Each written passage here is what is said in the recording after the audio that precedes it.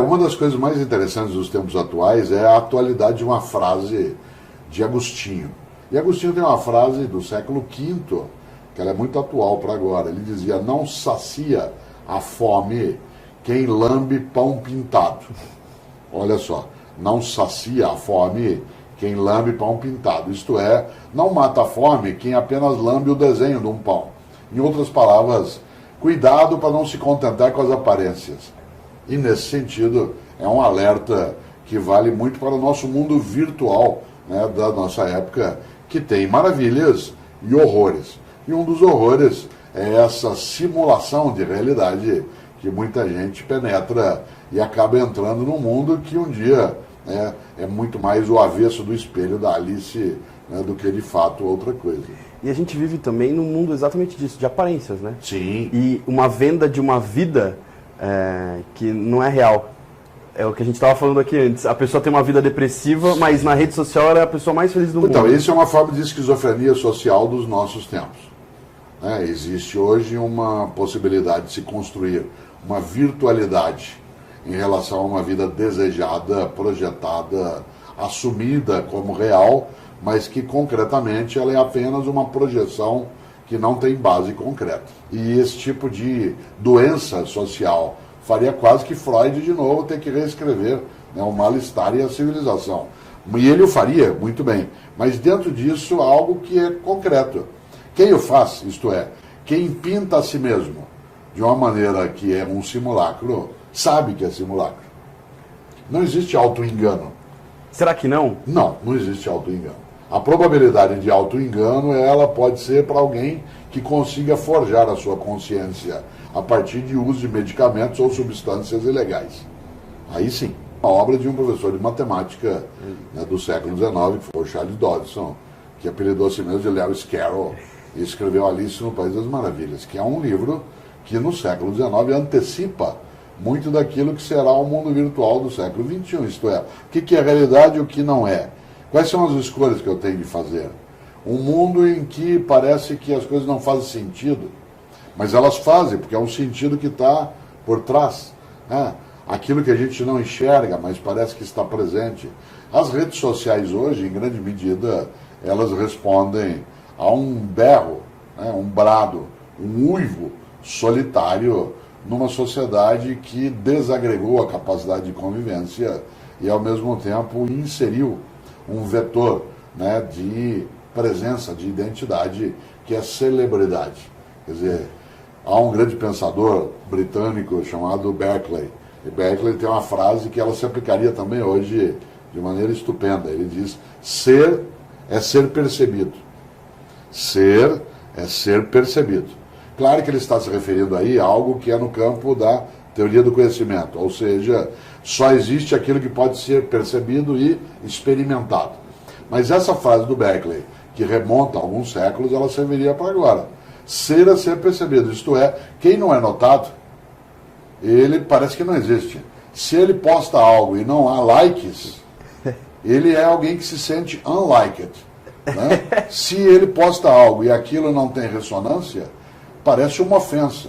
As redes sociais foram desenvolvidas para aproximar as pessoas um pouco mais também da distância. Só que hoje ela conseguiu separar cada vez mais. Você tem também vários modos, né? Ela é sempre multifacetada, né? De um lado, por exemplo, uma ferramenta social de rede, ela me conecta com velocidade com o que eu preciso.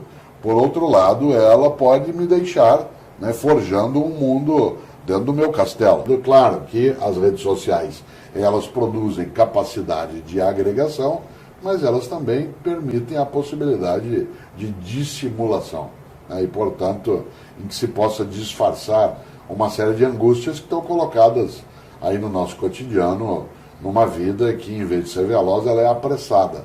E esse apressamento no dia a dia leva a perturbar a capacidade de meditação, de reflexão. Quase nunca algumas pessoas conseguem ficar sozinhas, ela entra em estado de desespero. Ela precisa se conectar o tempo todo. E essa conexão é muito mais a percepção de cardume do que de fato de pertencimento a um grupo. Ela tem que se movimentar junto com o cardume, que é a lógica do cardume de sardinha dentro d'água. A única possibilidade dele não ser digerido pelo predador é entrando no cardume indiferenciar-se. E é curioso, porque essa indiferenciação do cardume é aquela que a pessoa, nas redes sociais, ela deseja para ela se diferenciar também. Por isso, e aí por fim, esse tsunami de contatos virtuais no dia a dia, ele mais afoga do que de fato conecta, né? A pessoa acaba tendo algo, eu não consigo entender uma expressão que se usa hoje, meu número de amigos, amigo é uma coisa um pouco mais forte. Eu sou filho de italiano, tem um ditado em italiano que diz que a amizade que acaba nunca começou. Amigo não é uma coisa que você pode desligar, ao contrário. Ele ou ela perturba você a vida inteira, e uma das grandes lógicas da amizade, Aristóteles lembrava isso, né? O que é amizade? São dois corpos com uma única alma.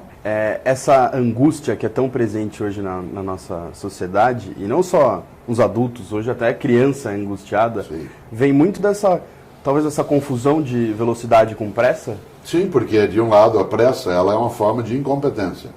A velocidade é um sinal de perícia.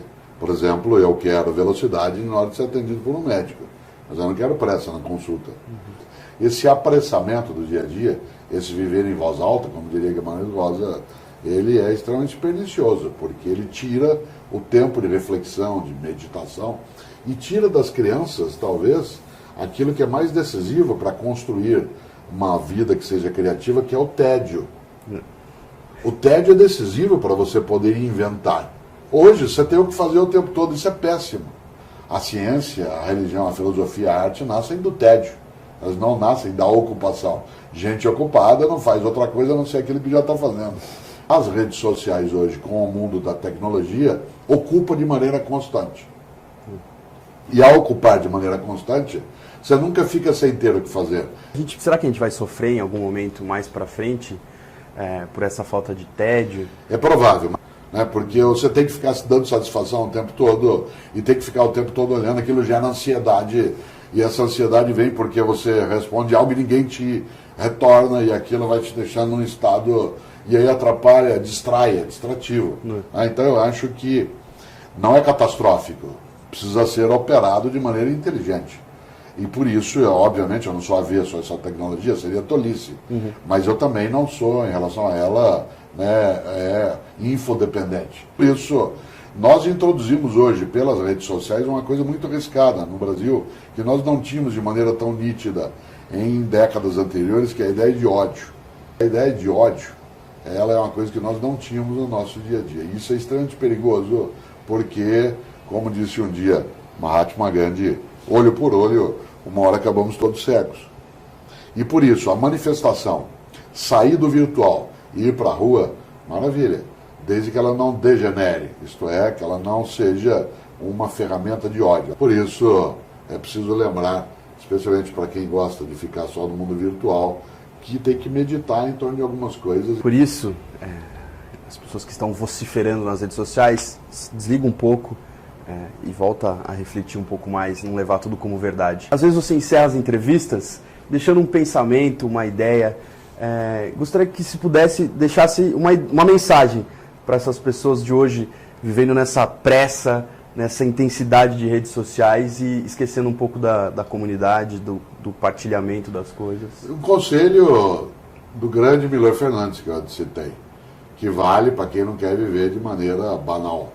Ele dizia, se você não tem dúvidas, é porque está mal informado. Se você não tem dúvidas, é porque está mal informado. É preciso suspeitar de algumas obviedades.